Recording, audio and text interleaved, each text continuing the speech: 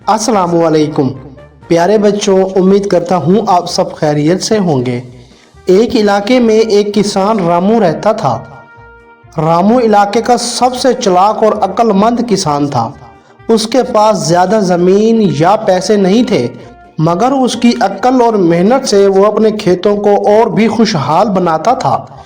एक दिन इलाके में एक बड़ी मुश्किल पेश आई जब किसी अनजान रोग ने उसके खेतों को नष्ट कर दिया।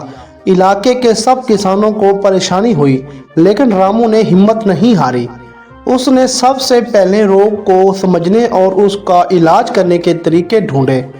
उसने अपनी ज़मीन की मिट्टी की जांच करवाई और फिर जान गया कि इसमें क्या कमी है। रामू ने फिर कई तरीके आजमाए और नई फसलों की खेती की जो रोग को रोक सकता था। उसने अपने खेतों को पानी और वारा भूमि और सही बीजों से सजाया।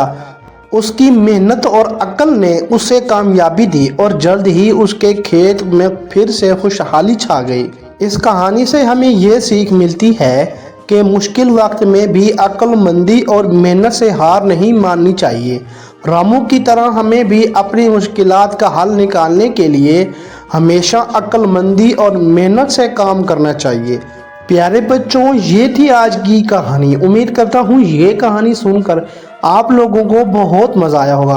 अगर आप लोगों को ये कहानी अच्छी लगी है तो इस कहानी को लाइक करें, शेयर करें और ऐसी मज़े की एनिमेटेड कहानियाँ देखने के लिए इस चैनल को सब्सक्राइब करें। साथ में बेल आइकन को भी प्रेस कर दें ताकि हमारी हर आने वाली न्यू कहानी आप तक सबसे पहले पहुंच सके।